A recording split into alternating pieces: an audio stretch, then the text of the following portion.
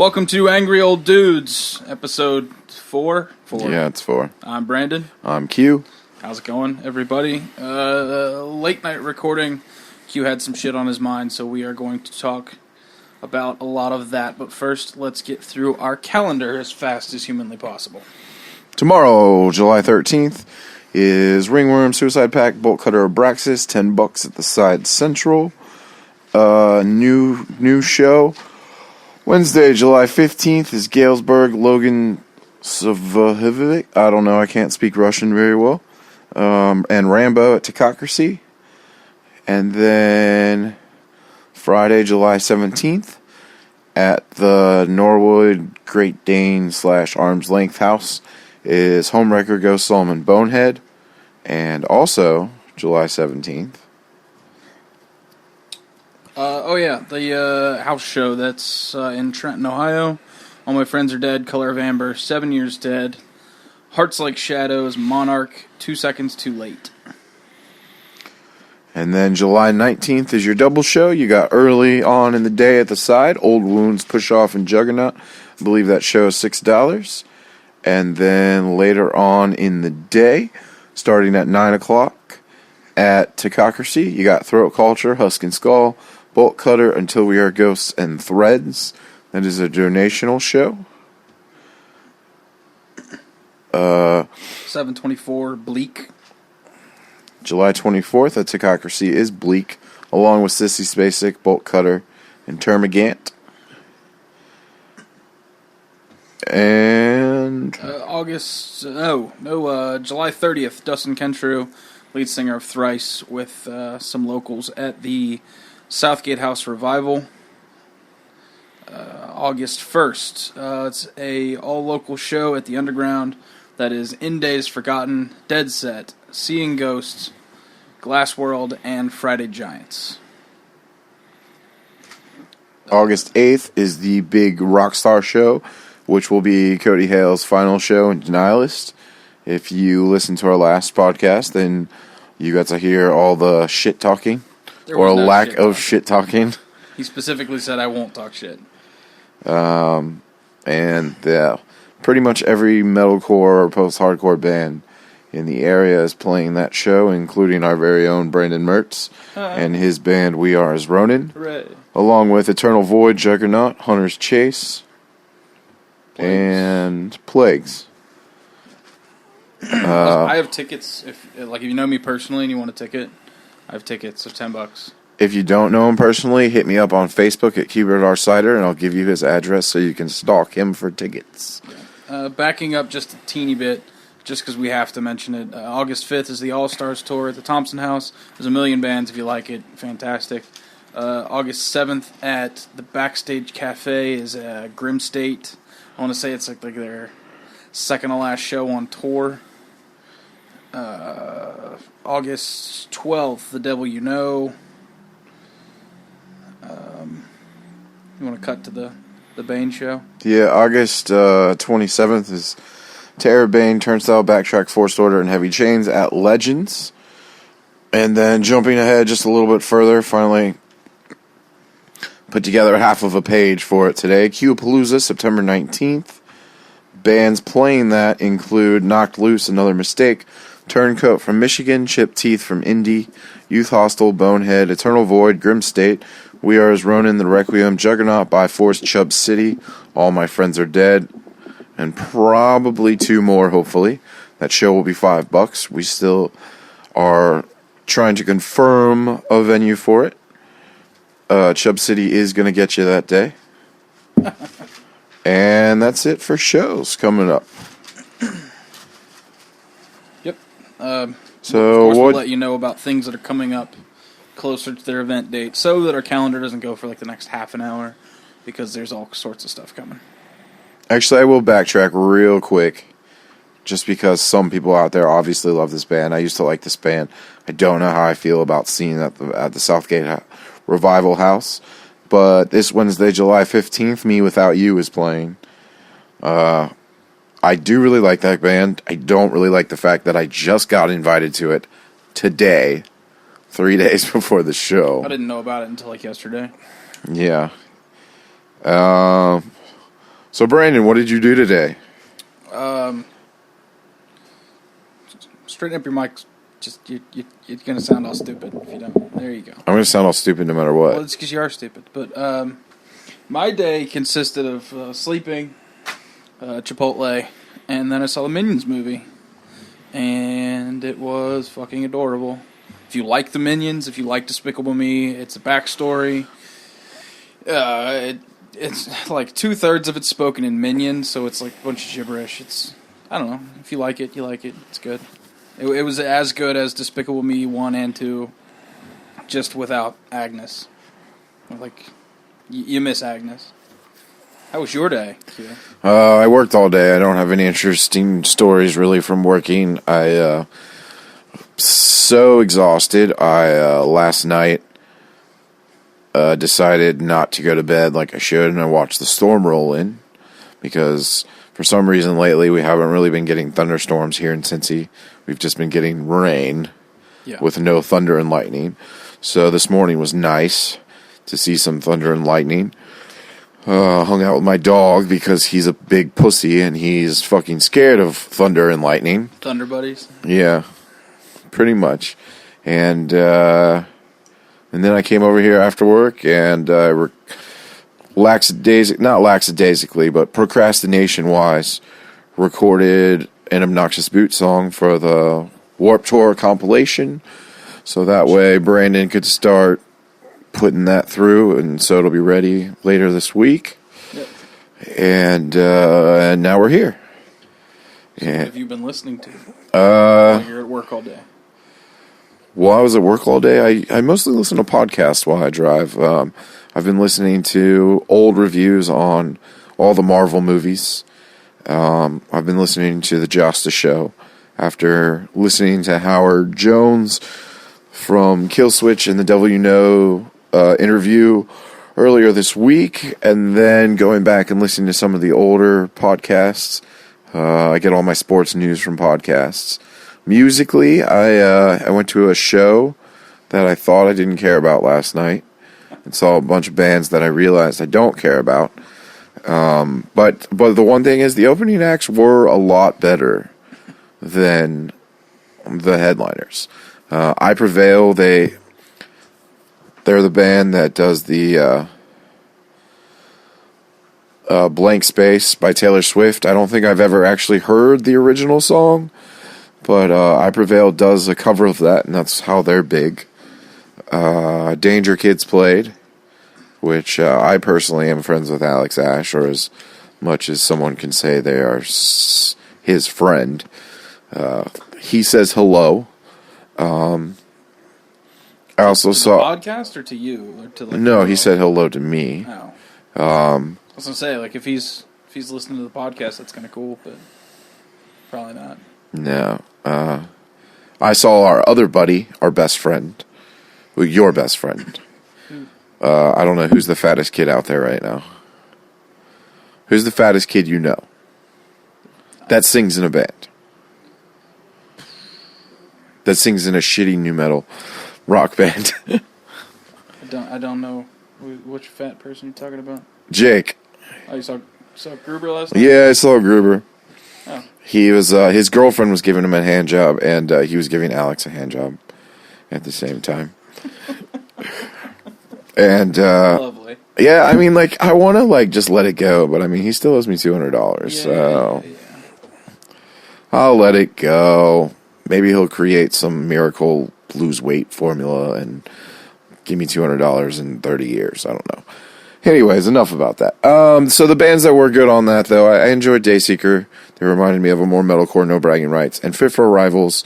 Although we did listen to their recordings right before this live, they almost have a Refused-esque He Is Legend type rock sound, and it is definitely a wide variety on the tour, and obviously a lot of kids enjoyed it. I think there was 296 kids there. Which is strange because we thought the All-Star Game would really pull all the traffic away from the show. Like booking a show in Northern Kentucky the night of the All-Star game seemed like a bad idea. I mean, it wasn't the night of the All-Star game. The All-Star game is until Tuesday. Oh, well, the performances and the... Yeah, the performances were last night. I just talked to my dad before this podcast. He actually went to the All-Star Futures game that was today and the celebrity softball. And he said actually the best player on any team today was Snoop Dogg. Snoop Dogg. Snoop Dogg. My singer is actually helping set up the sound and stuff for the after party that's tonight with Snoop Dogg and Macklemore and a bunch Where's of that people. At? Some warehouse or something. I really don't know much about it. We If should you're go. at that, you know. We should go crash it. I don't think I can handle a Snoop Dogg show. I will say, I think it was 2 or 3 years ago, maybe even 4 years ago. I know Flop Johnson's was open. Snoop Dogg played at Bogart's, and I didn't watch his set. I don't really know. All I know is somebody came across the street and said, "Damn, Snoop Dogg is charging $45 to sign this piece of paper." And I was just like, well, that's kind of ridiculous. Ice Cube will sign Are We There Yet VHS tapes for, like, free. Who was it? Kellen Quinn, who was selling autographed pictures of Yeah, I don't himself? know who that is. It's the little girl from Sleeping with Sirens. Oh, okay. Is it really- really a girl? No. Okay. You have to tell me this thing. It was like $40 for autographs. They're like, we got to make money on tour somehow. Like, I think the last time I saw Shadows Fall, they had lunch boxes for $20 with their face on it.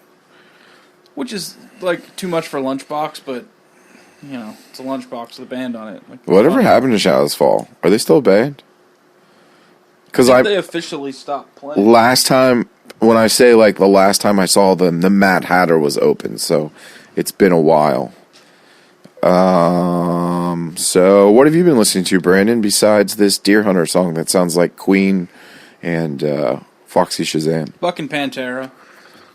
like Friday at work. Actually, Thursday, second half of Thursday at work. Friday at work, nothing but Pantera.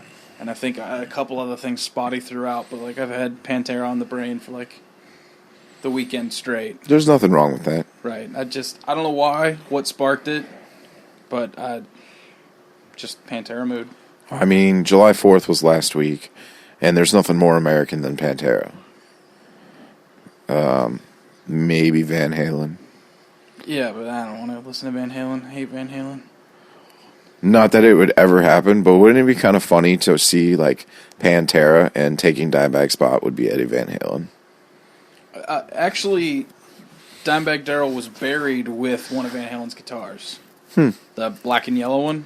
Mm-hmm. The one that he would not sell to collectors for like $10 million. They buried Dimebag Darrell with like something like 50 bottles of Crown Royal and Van Halen, like Eddie Van Halen's personal guitar, and probably like a fuckload of weed and stuff. But like his casket, wherever they buried it, probably Arlington, Texas, is buried with Eddie Van Halen's guitar. Yeah. That's fucking nuts. Well, at least he's getting a shred in heaven or hell. Right? I mean, he was a cowboy from hell, so, you know. Yeah. You want to talk about the new Coheed single? Yes, sure. So, Coheed put out the 2-part Afterman record, which I absolutely loved. It restored my faith in Coheed after Year of the Black Rainbow was a colossal disappointment. And that's an unpopular opinion, but I fucking hated it.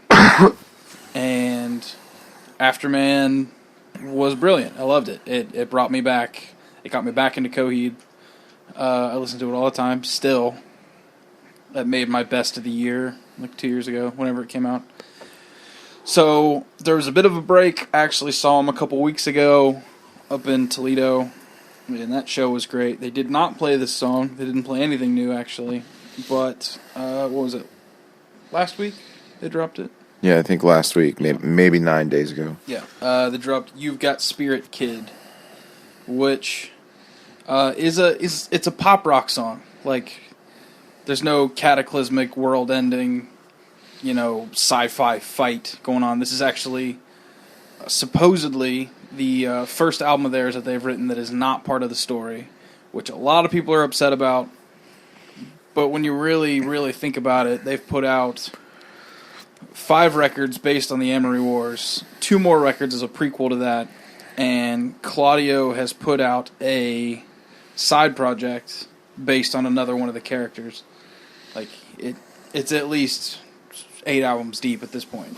So, to take time off away from a story that is so dense, when you're in the middle of making a movie about that story, all sorts of other shit, it makes sense. So, a lot of people are mad. I'm not. I understand. Deer Hunter took 2 albums away from their story, and they're just releasing Act 4 in September.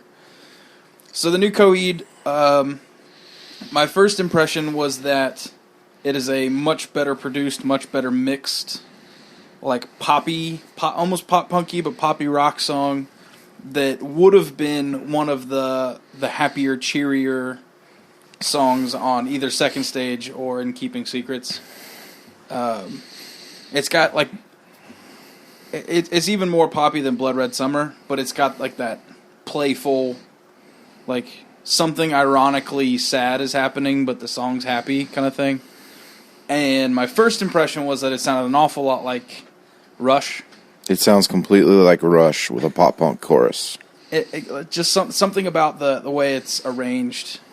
Even certain parts of the vocal melody actually reminded me of Geddy Lee, but it just it's definitely Coheed. It's not like a knockoff, but the impression to me is that it kind of sounded like Limelight, which I love. Limelight, it's a dope song, so it's cool. Anybody out there knows how I feel about Coheed, and if you don't, well, I don't really care for Coheed. I like the first 2 full lengths. I do not like either of the Good Apollos, and I didn't even know there was a part 2 until last week when we talked about it. I have not heard the last 2 records. Afterman, you said it was 2 records, right? I have not heard those. I also hate Rush. Absolutely hate Rush. Somehow, some way, though, I do enjoy this song. It does remind me of something that would be on Volume 3. And it has enough where it's a good, solid rock song with a slight pop-punk influence, so I'm not bored to tears with it, and it doesn't space out enough to pull me away. It's a really concise structure of a song. Like it's kind of satirical. Like it seems like a happy song, and it's kind of backhanded as a compliment. I'm having a really hard time understanding where the subject matter for this album is going to go because it's not part of the story. I don't know. It's fun. It's a fun song. I'm sure in the context of the record, it'll make a lot more sense. Just like when I heard Favor House Atlantic. I absolutely hated it until I heard the entire record all the way through, and that's when I became a Coheed fan. So, see, I love that song because when I first heard it, and I don't really read up on records before the full record comes out, I go, oh, cool, they're not doing a concept record. No. Yeah. Because there's no way that this can fit in, and then you listen to the full record and you're like, shit, it does. Yep. Yeah. Favor House Atlantic, the lyrics made sense on its own, but in the context of the record, it made even more sense. But the song itself didn't seem like, oh, this is part of a bigger piece. It was a single on a record that happens to be a concept. And I kind of feel that that is the way this song is. I mean, like... It's a single. Yeah, it's a single. And just because they're going away from the storyline, I highly doubt that this is not going to be some sort of a concept record. See, I don't think it's a concept record at all. I don't think they'd start a different concept. I think they're just going to... Unless it's a one and done kind of like, just, this is what this is about. I mean, like, I think it might be more of a theme than a concept. Even their EP is technically a concept record. Which EP is this? The one that comes before Second Stage Turbine Blade. Yeah. The 5 songs or 6 songs. Shibuti. I guess technically an intro in 6 songs. Or 5 songs. So 6 tracks. But what else? Not a lot. It was really... the new Miss May I single dropped Brandon, I guess, never realized that Miss May I went from shitcore, crapcore to metalcore. They are, in my opinion, replacing As I Lay Dying nicely, since Tim will be in jail for another 8.5 years. And, I don't know. Yeah, he's on the porch smoking, and I was like, "Oh, what is this thrashy business here?" He's like, "Oh, this is the new Miss May I," and I was like, "Oh, well, where's the synchronized jumping?" I honestly never gave them much of a chance. I heard like one song forever ago, and lumped them in with the rest of the chugcore, Joey Sturgis nonsense. So I'm probably gonna have to check that out and reevaluate It's definitely my opinion. Whereas Miss May I, in my opinion, is one of those bands that pioneered new age metalcore. This record is definitely an OG metalcore record. And The new Deer Hunter. Okay. I'll take a moment. They released 2 tracks from Act 4, as any Deer Hunter fan knows. They put out Acts 1 through 3, took a break to write The Color Spectrum and Migrant, both of which were great records. September 9th, Act 4 drops, picks up right where we left off. They've released 2 songs, A Night on the Town and Waves. Both absolute. It's a ride through it's great. Like when it comes to the Deer Hunter, everybody has their favorite songs, but for the most part, it's always all good and it's all part of the story. And unlike Coheed, sometimes a lot of their songs don't stand out as singles. They'll pick singles, and singles will be. Everyone will have a favorite standout song, and you'll find something that's just your favorite, but they very rarely write a pop single. They are meant to be enjoyed as a body of work. So neither one of these songs is revolutionary, like unworn territory for the Deer Hunter, but it's just more great stuff, and we are going to find out what exactly happens to the Deer Hunter. I looked into the track listing. I'm pretty sure the Ex-Girlfriend's coming back. It's going to be absolute madness, so be absolutely on the lookout for that. They are coming through here in October. Yeah, I think it's October 10th, 11th, or 12th. It's in that general range. Yeah.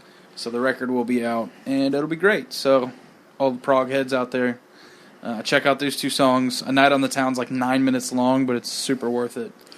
So I'm not going to depress anyone with my opinion on it. I'm not a type of person that really likes concept records.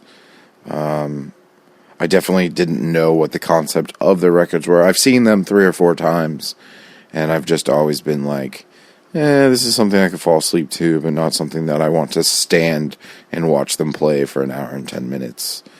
Brandon did, right before this podcast, explain to me Acts 1 through 3, and it does sound like an interesting story. And the biggest thing, and I can't explain it, but I would love to read it as a book, not as 3 concept records. So I don't know that they have like an actual novel, graphic novel book, any of it. I can point you in the direction of like the synopsis. You can listen to each song and like read the notes if it helps. Or I can just read the notes and not listen to the music. Yeah. It does remind me of Queen's concept record, and it does remind me a little bit of Foxy. I'd be pressed to see actually which one of them came first. That's a great question. They're probably right around the same time. Because Foxy's tenure as the local tango core band, and that's one thing. But when they actually got famous, they changed a little bit. Yeah. But, so on to our local scene, and like I had already said, we just finished, or we are finishing now while we're actually doing this podcast, putting together this year's comp to be handed out at Warped Tour and the Terror Show and Q-Palooza and anywhere else, and we'll have links so you can download all the songs for free as a record on Bandcamp. We actually picked an official title. It's Brewed in Ohio. The cover is some beer pong action. It's pretty fun. And technically, when will that be out on Bandcamp? Probably sometime tomorrow, because it's taking absolutely forever to upload. And I'm not doing it as we're shooting this, so it's going to take a little while. Maybe tomorrow morning. But if you are a tri-state local and you know some people who know some people, they'll probably get it shared on your page or whatever. And I will say one thing. I've recorded a couple records. If you even want to call them records, some people wouldn't, some people will. I recorded 2 Faceplant records, 2 Left Out records, and the Obnoxious Boot track that I actually just recorded, I actually feel the most proud of, because it's something that, like, the Obnoxious Boot is a band, is the music that I'm in that Brandon writes and I do lyrics over, and it's something that I totally enjoy, because the biggest part of it is I try to act myself when I play that set, instead of worrying about what person A thinks about me, or person B thinks, or person C thinks I can't scream, which I can't, which is fine. But when you're just playing noise and hardcore mixed together, it doesn't really matter. It's all about the fun. It's all about getting your feelings and emotions out. And that kind of leads into our social issue for today. Real quick, I Okay. Was doing a little research just now. Technically, Fox's Shazam predates the Deer Hunter by a year as Okay. far as their formation. However, Casey, the driving force behind the Deer Hunter, was the original singer for the Receiving End of Sirens, which predates Foxy. So, I actually like the Receiving End of Sirens, so it's Yeah. kind of weird that I don't. and then I just happened to be looking. I remember seeing the Receiving End of Sirens with Yesterday's Rising. Do you remember that band? Yesterday's Rising is where the replacement vocalist for Chiodos came from, the one that you Okay. didn't like. Okay. But that I loved. But I just flipping through members listed for Foxy Shazam is drummer Aaron McVeigh, which is funny because he played drums for Karate High School on a couple of tours. Karate High School's Nintendo Core, nu metal, screamo nonsense. So that's funny. I didn't realize they shared a drummer, but just had to get that little bit of information out. But social things. Social issues. What are you pissy about? Well, there's 2 things I really want to talk about, and it's actually going to be hard to talk about them today, and I'll explain in a second. But throughout my entire life, I have dealt with anxiety and depression, and my depression literally comes on, and I don't know what. Usually, there's not a deciding factor. It just comes about, and I feel down. And like right now, I don't feel down. Like I worked a killer day at work. I worked like 11 hours. I'm absolutely exhausted. I was busy. It's usually for me when I'm not busy is when I get depressed. And a lot of things that I had to talk about, I'm going to forget because I'm not depressed right now. I'm not anxious because I'm at Brandon's house and like I don't feel anxious here. You're on the most comfortable piece of furniture known to man. Yeah, I'm literally trying to keep talking instead of falling asleep.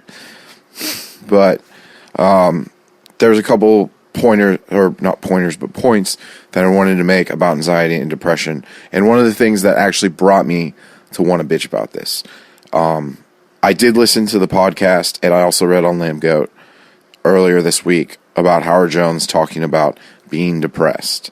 And like, we all go through that. Most of us go through that. I think Brandon just gets pissed off instead of being depressed. No, I definitely have my moments. I was raised to express any feeling of discontent with a situation with anger and violence, and I've tried to train myself away from that. I've gotten a little better with age, mostly because I'm tired of like fracturing my hand, but it's a work in progress. But I mean, currently I'm in a funk. I'm not even gonna pretend like I'm not. My band is short a drummer. We're not getting the work done I want to get done, and it's definitely consuming a great deal of my time and energy just being stressed out about it. And that's not a good thing. And I'm trying to work on it. But some days are better than others. So anyways, I was reading the Lamb Goat thing, and everyone is on there, and I get it. I get social media trolls, people that actually think that they can hide behind a keyboard, and talk so much shit. And I do understand that, and I do understand that a lot of people do it. But like every single person is just like, man, he's taking a kill switch engage. Why the fuck would he want to kill himself? He's a fucking idiot, fucking pussy ass faggot. Like just calling him every name in the book. And it's just like, there's no way that every kid that's posting that is not at home feeling the exact same way. And we still have, and I'm not saying it's wrong, but we still have in 2015 that set where we're like, we're men. We can't accept the fact that we get sad sometimes. We can't accept the fact that we feel like we're in a hole that we'll never get out of. Like, depression is just like a bad run in poker. Like, you can't just give up. You got to play through it. Because if you give up on it, when you come back to it 2 years later, it's still going to be there. Yeah. You have to play through it. You have to live through it. And you just need to figure out what it is that can get you through that. For me, it's sleep a lot. Like, I sleep a lot extra when I'm depressed. For some people, they absolutely can't get through it without help. Whether it's help from friends, help from a doctor, psychologist, psychiatrist, therapist, medicine. It's different for everybody. Some people literally just turn to music, stick their headphones on, listen to music for 8 hours straight. I'm sure, as you pretty much just said, you're stressed as fuck about not having a drummer. But at the same time, sitting here writing and doing stuff probably slightly it doesn't take that stress away, but it gives you a different kind of stress, a positive stress. Yeah, no, I've been incredibly busy the last couple weeks, not necessarily with the things I want to be as busy with, but you have to find something. Work is not necessarily a stress relief, because, like you said, some stress is good stress, some stress is bad stress. But I find that if I stay busy and I accomplish things that I set to accomplish, then when I think back and say, I'm not doing the things that I want to be doing, I didn't get this and this and this done, you can say, wait, but in the time when you were still figuring that out, I also did this and this, and look what I have. You know, perspective and reflecting is definitely super important in a situation like this. And I'm not depressed right now because I'm doing this podcast. I don't care if 5 people listen. I don't care if 1 person listens. I don't care if Michaela looks bored as shit over in her chair. Awkward smile. This is my therapy. Yes, music is too. I listen to a lot of different types of music to get through my depression. Michaela is my therapy. Yeah, you come over here. I do. You guys are my therapists. You guys are my therapists, and this podcast is my therapy. And there's a million different things that are my therapy. When I was younger and I could still run, kickball was my therapy. It was still to this day, when I can get out there, disc golf is my therapy. I've literally figured out that I can't have just one type of therapy. I have to have multitude of therapies to get through. And if it was just depression, I think I'd actually have a lock on it. But I also have anxiety. And I know a lot of people don't understand my type of anxiety, because if you actually see me out and about and you see me talk to like 20 different people at a show, it's because I know those 20 different people. It's because I literally am pushing myself every day to talk and try to talk to new people, because I have anxiety. I literally, this is the best way that I can think of to explain my anxiety. Anyone that listens that knows Isaac runs Rockstar Pro Arena, at least for the musical side of things. Isaac can totally get by running every single show he's ever done on his own. The way that I get myself to get out there and go to Isaac's shows and meet new people in that aspect is I have to tell myself in my brain, I have to be there to help Isaac. I have to go to work. Because if I'm going to work tomorrow, I have to take the sound equipment to Ringworm. Chris will do the sound, but I have to take the sound equipment. That alone, that responsibility is what gets me out the door. I'll have anxiety the whole way, especially tomorrow with the home run derby, and I'll have to fight traffic and everything else. When I get there and I do the door and everyone says hello and I meet some new people and I see old friends that don't seem like friends anymore because I'm so anxious that I don't even know how to talk to people that I only get to talk to once every 2 weeks when there's a show. Like, I literally have to force myself to do things and consider it work. I literally, last night, I went to the Danger Kids show. One, because I had to force myself to get out of the house. I had a night off from work. I had to work on it. Work on my anxiety. Focus on it. And I still couldn't do it. Not until my friend Nicole, who bartends there, says, "Hey, I really need a milkshake. I'll give you money, just can you go get me a milkshake?" And I go, "Okay, now I can do it. I have a job to do. This is going to get me there. I'm going to sit in a corner. I'm going to watch bands I fucking hate, but at least I'm out there and around people that I don't know." And that's literally how hard it is for me every day. I deliver pizza. I have to say hi to people and be polite to people. Couldn't do it. Be polite to people that some of them don't deserve my politeness. But it is a job, and it is how I get through. I have doctor's appointments to make. I have phone anxiety. I've had doctor's appointments to make for 3.5 months that I should have made 3.5 months ago that I cannot bring myself to call. See, I understand that. While I'm at work, however, I can pick up the phone and take somebody's order and everything's okay. But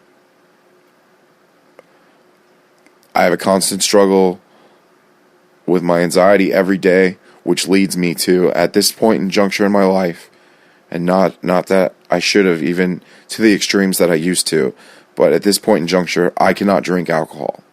You shouldn't, because you're a mess. And you're physically busted in half. True. When I go out, though, and I have to deal with my anxiety, it's still so hard. Like, I know that if I drink right now, I'm fucked.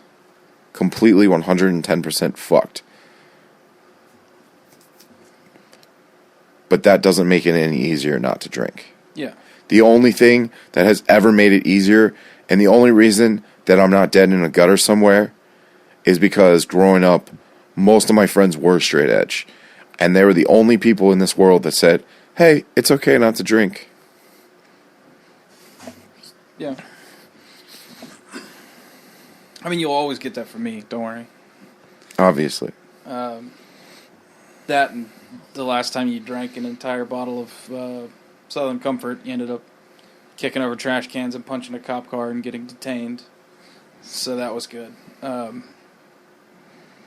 Yeah, no, I definitely feel the phone anxiety thing. I absolutely refuse to call anybody. I'll order pizza online, always. Which it makes it complicated because some of the apps to, like their website will be super shitty, but I'll just deal with it. Like these doctor's appointments, like I'm eventually, probably in the next 2 weeks, I'm eventually going to have to drive down there and just sit in an office and they'll be like, "Hey, did you have an appointment?" "No, I need to make an appointment." "Oh, why didn't you just call?" I can't do that. But the strange part is I can answer the phone. I can answer the phone no problem. That doesn't bother me. I will always answer the phone unless it's clearly Sally Mae coming for my money, which I don't have. I'll answer the phone and I'll talk to the guy at the drive-through window, and even if I go in or whatever, that doesn't seem to bother me that much. But phones absolutely terrify me. I don't know why. Can't do it. I check the number like 12 times because I think I'm going to feel like a total dickhead if I call the wrong number because I've already practiced the entire conversation in my head. And if the conversation doesn't go how I practiced it, then I'm going to panic more. And I don't know why. I used to call people. I used to get the wrong number and just deal with it. I don't like talking to someone I don't know and not being able to see their facial expression. Yeah, I see. Part of it for me is just I'm afraid the person on the other end is going to be completely stupid, and then I'm going to have to stay calm, and I'm not good at that. So, and then you can't yell at people on the phone. I mean, you can. Yeah, but you don't get anywhere. They just hang up. Yeah. So I don't know what my block is, but if possible, I will avoid making phone calls. But flagging down wait staff in a restaurant, can't do it. I won't return my food unless it's completely wrong, because I'm afraid of that confrontation. I'm an incredibly confrontational person, but I'm afraid to make their lives harder. Or See, they're going to argue. wait staff is the exact opposite with me. If somebody gets my food wrong, I'll be polite the first time. Well, there's wrong and there's completely wrong. Like, they overcook my stuff, and then there's got to be this conversation of, well, I guess we'll return it or something and get you something else. But if they hand me, like, chicken and I ordered steak, then I'd be like, hey, look, this is absolutely the wrong thing. Okay, for me, it's a little bit different, though, because if I ask for a salad with no bacon bits on it, and I'm a vegetarian, and I have been for almost 11 years, I mean, Yeah. like, I'm not gonna be like, oh, it's okay, there's bacon on here. Right. I'll just pick all the bacon off. Well, if I get a burger or something and I order medium and it's medium well, I'll probably just deal with it. Because having to deal with that confrontation, like, their lives are hard, their job sucks. I don't want to make it any harder, and I definitely don't want them to argue with me. There was a time when I went to a Subway. It was the last time I ever ate Subway. And I asked for a meatball sub, right? So they scoop out the meatballs, and the meatballs and sauce is normally a dark red. It was brown. It was fucking brown. It was like not even close. It was brown. It was weird looking. I was like, you know what? Maybe it's just the lighting in here. This Subway kind of sucks. So I got my sandwich, took a bite. It was terrible. And I thought, well, my suspicions are confirmed. Their meatballs are fucked up. I took another bite just to make absolutely sure that it wasn't just me. And then I had to sit there and think about whether or not I wanted to argue with these people. Because I'll argue with anybody, and I'll tell them they're wrong, and I'll yell at people and whatever. But I'm not about to fight a guy in the Subway. Like, that's going to be a problem. So now I got to think about, I have to talk myself through this entire conversation about how I'm going to attempt to pretend to be polite to this person I'm already upset with. And my first instinct, always, is to yell and throw things, but if you want another sandwich because they fucked up your sandwich, that's not the best way to get it. So I practiced my whole speech, this entire conversation. I worked it out in my head, and I walked over there, and I said, hey, I think there's something wrong with the meatballs. They're kind of discolored. They kind of taste funny. Can I get another sandwich? And this guy just stared at me. And he says, what do you mean? I said, look at them. They're brown, and they taste funny. Can I get a different sandwich? Obviously, I took 2 bites of this other sandwich. He turns to the other person working in there, and he goes, he don't like the meatballs, what do I do? And she, from the like the kitchen thing, whatever that other little room in the Subway is, well, what's wrong with, or what? Tell him ask him what's wrong with it. What's wrong with the meatballs? He just keeps calling back, as if I'm not in the room. They're having this conversation. He says they're not good. Something wrong with them. She goes, well, I guess make him something else if he wants to complain like that. And I'm just sitting here, I'm trying to be polite. Like, I should have just thrown a chair at him. Like, that's what's going on in my head, and I'm thinking, no, that's what crazy people do. Don't be a crazy person. Keep your shit together. They made me a different sandwich, finally, and it was fine, cardboard, Subway bullshit. But I had to stay calm. I didn't want to stay calm, and then they copped an attitude. So, like, my entire plan was totally fucked. Like, I had the entire thing planned out, and then they wanted to get shitty with me, and then I had a mini panic attack. What do? Do I take away the little green-handled knife and wave it in his face and tell him to make me a new fucking sandwich? Or do I punch the glass out of the case, or do I throw a chair at him? Or just wait for this stupid motherfucker to make me a sandwich that isn't rotten? What if he says too bad? Then I'm out $8, and then I'm going to have to crack this dude in the head with a fucking chair. Like, but they're not going to do that, but I think, what if they do? And then I start to panic. So when it comes to food stuff, when they get it right, and that's most of the time, except for Rallies always fucks it up, then I'm normally pretty calm. So like the fast food people, I don't mind. Asking for help in a grocery store, that freaks me out a little bit. Like waving at the greeter at Walmart, like I just grin and kind of walk by quickly, like, don't say hi to me, please. I know it's your job, but it's awkward for both of us, so please don't even. How are you? Shopping at Walmart. How the fuck do you think I am? Like, clearly something went wrong in my life, and that's why I'm here. But do you know where social anxiety stems from? Where's that? Including phone anxiety. Well, phone anxiety stems from loss of control, the feeling of loss of control. Hang on. Here you go. Go ahead and talk.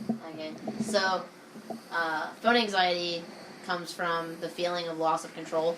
Essentially, is when you are in a conversation, whether the person calls you or you're calling them, you don't know how they're going to respond to something.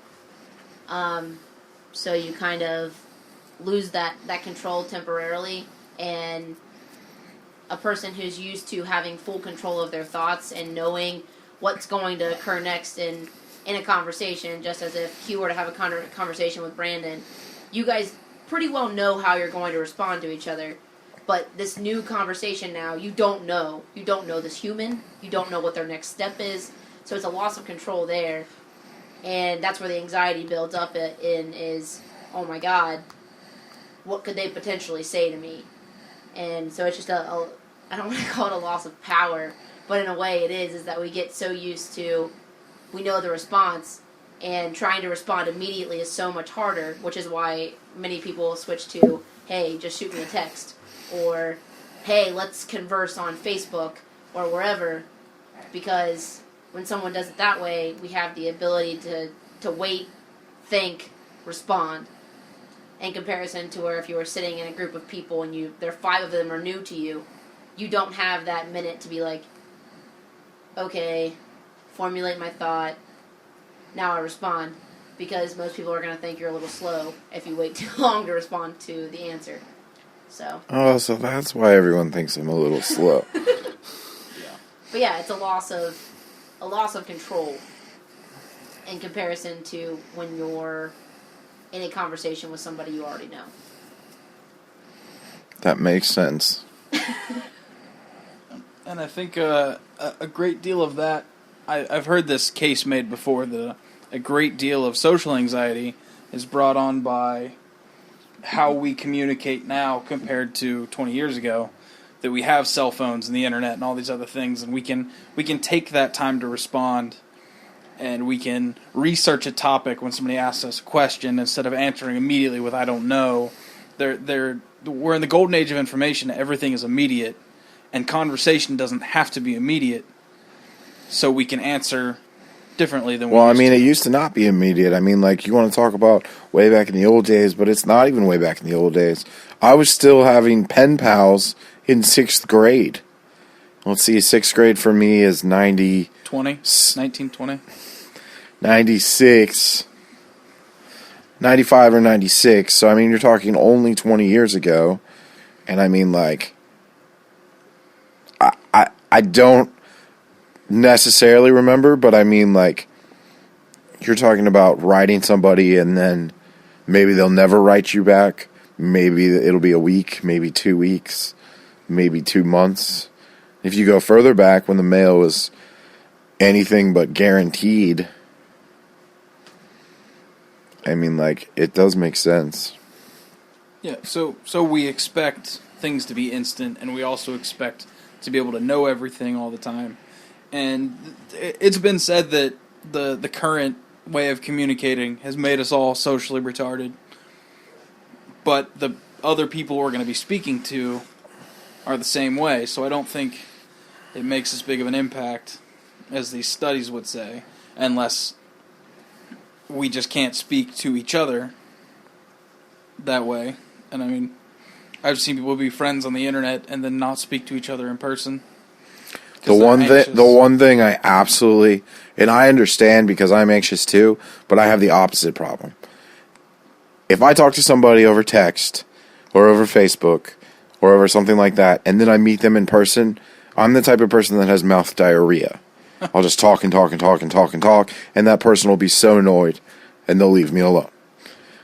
Whereas most people I meet,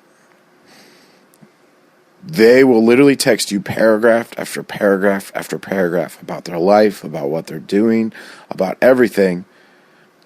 And then you go out, especially with girls, in my opinion, or if you're taking somebody out that has a crush on you, or you have a crush on them, and all of a sudden, like, you take them out, and they're lost my train of thought. They're quiet. They're quiet, yeah, exactly. It's real life. Yeah, it's real life. And then, like, me being that type of person that I am a dick most of the time, I'll say something like, do you want to turn around and text me? And we'll just sit here and text each other back and forth. I'm sure that goes over well. Usually it makes the other person laugh. I actually had one girl 5 or 6 years ago that actually did that. I mean, we never hung out again, but we sat there at the dinner table and texted back and forth because that was just easier for her to do. See, my biggest thing is usually getting to that point of meeting somebody. Once I've actually met them, I'm good. The reason why everyone is always like, Q, how can you go to Warped Tour? There's like 20,000 people there, and like you have social anxiety, or you say you have social anxiety. I can go to Warped Tour, and I literally can't walk more than 100 yards without running into somebody I know. And maybe we're not good friends or best friends or anything like that, but either friends or acquaintances or somebody I've met because they play music or they've played my house or they've played a venue that I worked at. And it's just, I can literally jump from safe person to safe person, somebody I know. And I mean, yeah, it makes me anxious even to talk to them, because when you haven't seen somebody in 3 years, what do you say? Yeah, I still live in the same house. Oh, I got a new job. Oh, this and this. Small talk. Shit okay. You don't want to talk about. Okay. Yeah. I'm here to watch this band. Cool. Well, I'll see you around. You have a good life. Yeah. Bye. See you again in 3 years. Yeah, see you again. Saw Mike Banks last night. He's a Northern Kentucky kid that I used to see probably every day, especially when the Mad Hatter was open. And I haven't probably seen him in 2.5 years. And I saw him at Corey Beam's house last night. And kind of had the small talk, but it was a more positive version of small talk. But he was like, hope I see you again soon. I was like, yeah. Or maybe another 2.5 years. So, it happens. Yeah. But anyway, so that was my social issue of the day. Anxiety and stuff. We're going to get into our best record for this week and probably try to wrap it up quickly and then do another podcast on Tuesday. Or something. Tuesday, Wednesday, it doesn't matter. You don't really know what days we record anyways. And it's probably this is probably not getting posted until tomorrow, which you'll be listening to it, and it'll be today whenever you're listening to it, because that's how time works. But we are recording on a Sunday night. It won't get uploaded until Monday. You might not listen to it until February. So that time doesn't really matter. But, So what band are we going to argue today? I'm pretty sure you said Every Time I Die. I don't know. Can we go back in time and look and see if that's what I said? No. Okay. Well, then, yeah, that's what I said. So let's do a little bit of history. How were you introduced to Every Time I Die? The Burial Plot Bidding War EP was burned for me. Not when it came out, but when Last Night in Town came out. So I basically got both of those records at the same time. I'm trying to pull up their discography real quick, even though I know their whole discography. Burial Plot Bidding War it's a noise record. That's really what it is. They have been progressing and evolving on every record they've put out. Then you have Hot Damn, and then Gutter Phenomenon, and then The Big Dirty, and there's 2 records after The Big Dirty, and I will be completely honest. 3. Oh, 3? There's 3? New Junk, X Lives, and From Parts Unknown. Oh, okay. I have not listened to much after The Big Dirty. I've listened to about 2 songs on X Lives, whatever they play from those records live. Honestly, without Brandon, I probably wouldn't have even listened to The Big Dirty. So obviously, as in most bands you'll hear us argue about, I'm an early career is what I really listen to. And I'm trying to think of the first time I got to see Every Time I Die. I'm not entirely sure. I do remember seeing them at Crazy Fest 2003. Hot Damn was either about to drop or had just dropped. And then I remember seeing them 4 or 5 times in 2004 on a couple different fests and on a tour with Lamb of God, Unearth, and somebody else was on that tour. But it played Bogarts, and then I saw that tour at Hellfest like 3 days later. So how were you introduced to Every Time I Die? So I had heard The New Black on like Fuse, and I was kind of half listening. I didn't really like it. I thought the video was kind of stupid. But I think I had heard it when it was released as a single, and I didn't really pay it any mind. At the time, I was listening to a lot of street punk and weird, random assortment of things, and I was riding around with a buddy of mine in college, and he had just bought a handful of CDs. And we were driving around listening to some punk band, I don't know what it was, and he said, I'm going to try out this other CD. So he pops in the CD, and No Son of Mine started, which is the first track on The Big Dirty, and I was blown away. I was like, what is this awesome noise? And he says, oh, this is the new Every Time I Die record, and he passes the CD case back. I'm looking at it, and these song titles are nuts, and the cover's nuts, and the band sounds great. And so I stole a copy of that, burned it, whatever. And I've been hooked ever since. And I've gone back to earlier records, and there are songs on Gutter and Hot Damn that I do like, but I feel like they didn't hit their stride until The Big Dirty, which brings us pretty well to our argument. Because even though New Junk is a great record, X Lives is a great record, and From Parts Unknown is a great record, I think their most concise, most easily accessible, and most timeless record will be The Big Dirty. Obviously, it was the first one that I heard, but it is everything that Every Time I Die was and is. There are party metal songs. There are noisy hardcore songs. There are dissonant, nasty things. There's some singing. It's the total package. And don't get me wrong, New Junk was great. It had all of those things. It just felt different. And the 2 records that followed have been sort of a return to noisy, chaotic things. And they're great records. They also explored, on one end, it's blast beats on an Every Time I Die record, which is the first time that had happened. And a couple tracks later, it gets spacey and weird, and there's a piano, and it's the most experimental. But ultimately, I give it to The Big Dirty. No Son of Mine is an incredible song. Cities and Years is a great song. Gentleman's Sport is an amazing song. Every song on it is good. I don't skip any of them. Really, I don't skip any song on any of their records because they're all interesting. But The Big Dirty is the one that does it for me.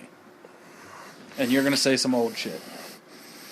I'm just going to go in order from front to back. So far, I just lost my page. I've heard one song off from Parts Unknown. I think they've played 3 songs of it live that I've seen. Those songs are okay. There's nothing wrong with them. I just don't know them. See, I feel like you'd like the last 2 records more than you liked The Big Dirty and New Junk. I definitely like X Lives. I think of the newer records, that's the record I've heard the most of. I think I've heard like 5 or 6 songs. I do like the record. It's a solid record. I can listen to it front to back.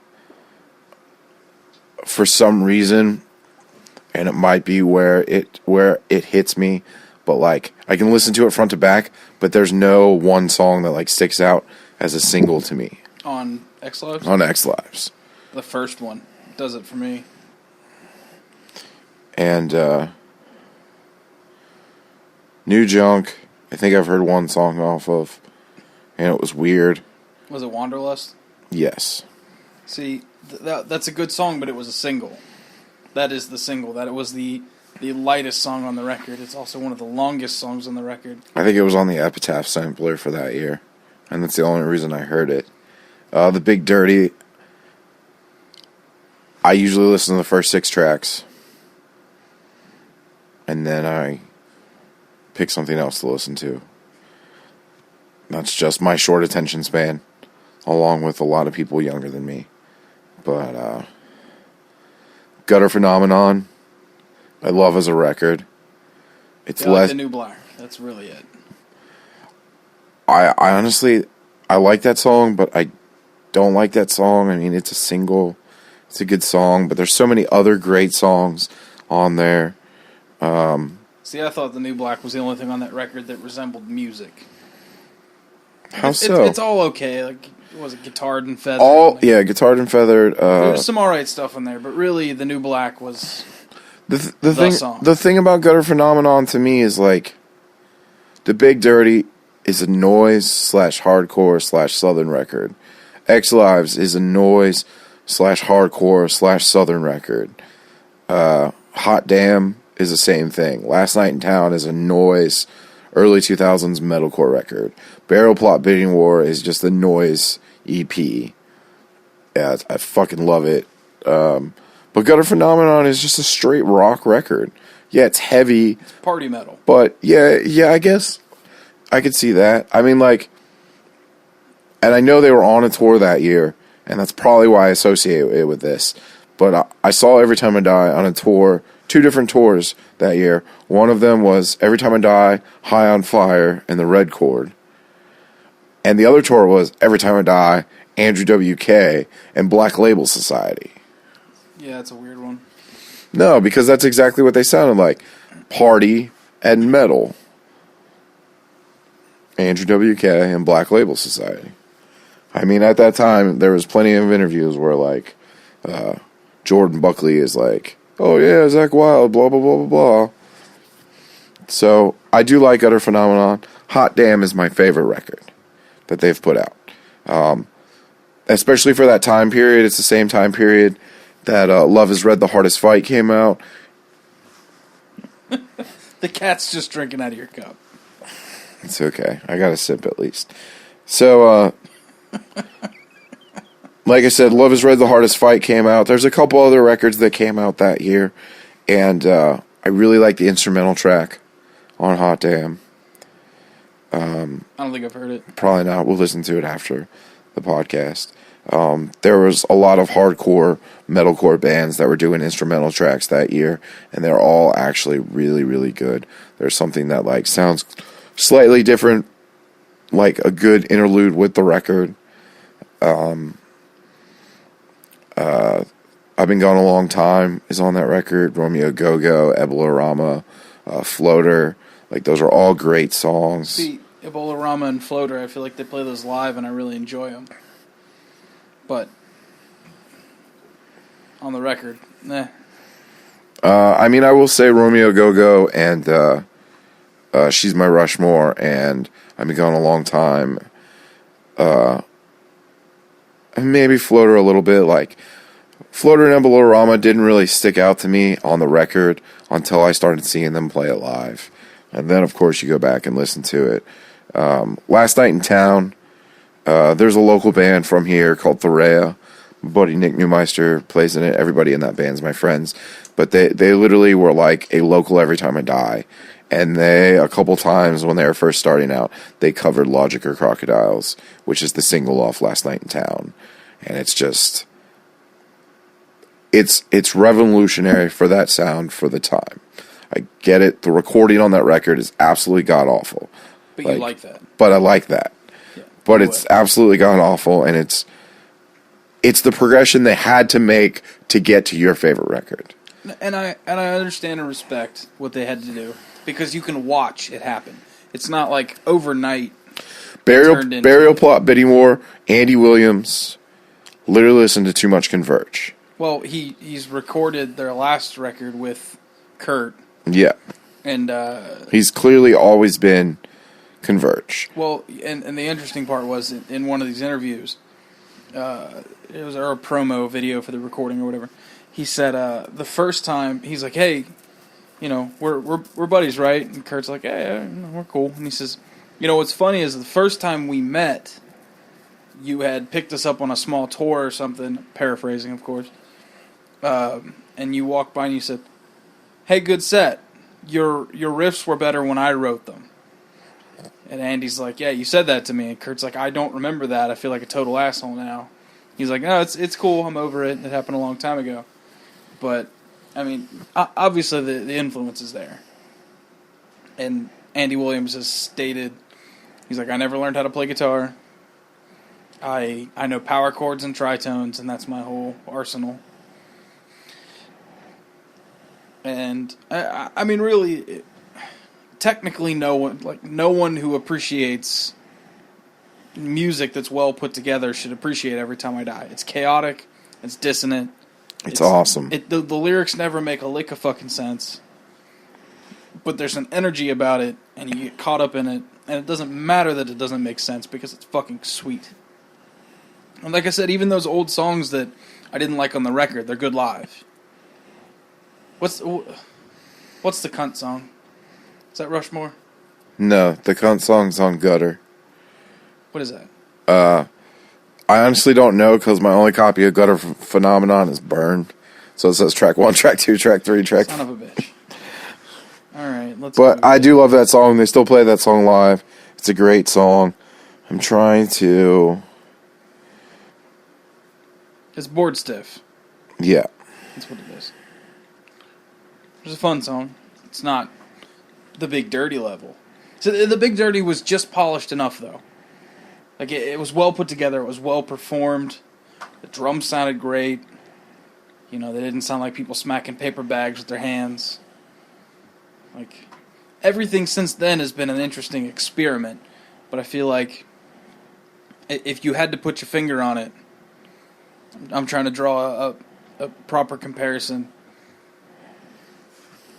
It's Master of Puppets for them. It's the one that they're going to be known for. It's the first one that they got completely right. If that makes any sense. I mean, I understand where you're coming from, but that is the thing. The one thing I can say about Every Time I Die is there is no record that they could have gotten to without the progression that they did. Yeah. I mean, Burial Plot, Bidding War is definitely a weird record, but it also came out in 99. Yeah. And it was also a highly influenced Converge record. And then Last Night in Town starts to begin where Andy and Jordan are writing a more southern style Converge record. And then Hot Damn is a very southern style, basically kicking off that between them, and then a couple years later, Maylene. And then... Which is funny because they're from Buffalo, New York, which is 100 feet from Canada. And they Man, haven't you ever heard Canadians play Southern metal, man? So, a bunch of guys from Buffalo playing Southern metal. It's strange, but somehow it makes sense because It Dies Today is also from Buffalo, and on certain parts of their records, they get a little Southern. Meanwhile, Alexis on Fire is from the other side of the Canadian border, right across from Buffalo, and they've never done anything Southern their entire lives, so... But Every Time I Die wrote sludgy Southern things, and then they wrote songs about drinking beers and being werewolves and crazy shit like that, and that was the cool thing about The Big Dirty, is there was some Southern stuff, but you started to get into the angst. Because when Keith Buckley makes sense, and that's rare, when he makes sense, he's normally picking on somebody. Cities and Years. What is it? Play with the bow at the bridge. Tune your voices to minor chords. This is the lowest we've ever been. Yeah, indie crap and metal songs was cool all of a sudden. Auto-tune was cool all of a sudden. And it's a critique. He's angry. There's another song I want to say on that record. It might be the bonus track, or it might be on New Junk. I can't really remember. Actually, I think it was on New Junk. Goddamn Kids These Days was a bonus track.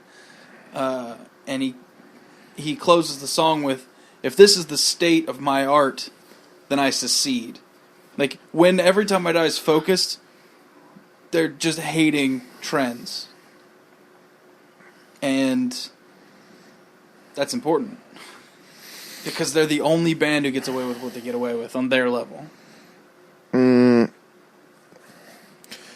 Before the last two Fall Out Boy records sucked, I would say Fall Out Boy actually got made fun of, or got away with making fun of all their peers. I don't mean that part. I just mean a band that sounds like Every Time I Die, that acts like Every Time I Die, with their fairly DIY attitude. Every Time I Die still drives a fucking van. They're famous. They have a van. Why waste money on a bus? Exactly. They're very simple, down-to-earth dudes. But someone who came out tomorrow that sounded similar, did things the exact way that Every Time I Die would not get over. It wouldn't work. It would fucking flop. That's not true. He Is Legend does it. Yeah, but He Is Legend's not on the level that They're Every not. Time I Die's on. They're not. It's not a terrible band. I don't love them, but...